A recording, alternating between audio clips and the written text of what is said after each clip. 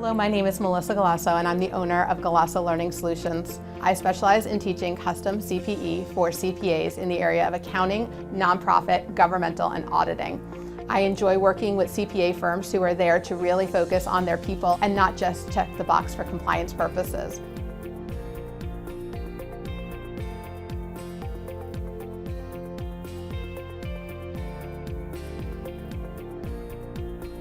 Say you have something that could be at amortized cost basis, but you elect to fair value it, right? So you make an election to the fair value option. It's a choice that instead of putting it at amortized cost, you decide you wanted to put it at fair value. Well, typically when you elect fair value option, you're required to run any of the change in fair value through net income because you elected that option. Well, what we've come to here is a little bit of an exception to that. And so now when you elect the fair value option for a liability that's going to be under the standard, what you're going to do is you're going to look for what we call instrument-specific credit risk, or our own credit risk.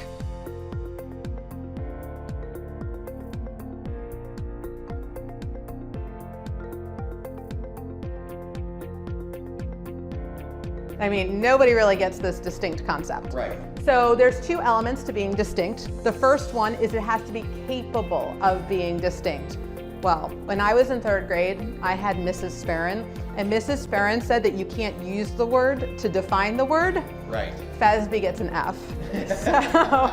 So in this scenario, it has to be distinct, it has to be capable of being distinct. So capable of being distinct means that you can use it on its own or with stuff that you already have, right, readily available to you. Because I know a few of you out there are saying, ain't nothing in life certain, and I'm gonna ignore all those options.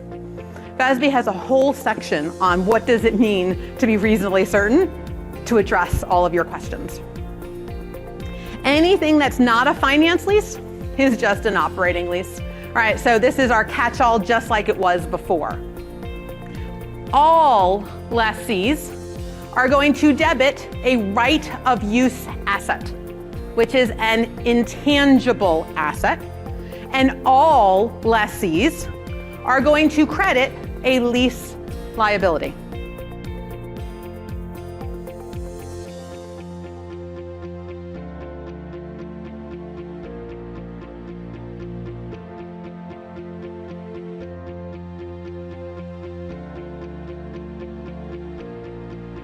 If you are hoarding information, you are doing everyone a disservice. Right. So being the smartest person in the room isn't helpful if you're not willing to share that information and disseminate that to those who need the information. So going back and saying, I learned all this stuff and you don't know anything, that's not the way. It's really about going back and saying, I learned all this and I want to help you get there, and I'm going to bring you with me, whether you do a newsletter, whether you do an internal summary, but somehow share this. Don't let it die today. Take it with you and spread it, and let's spread all this information so that everyone who needs it hears it.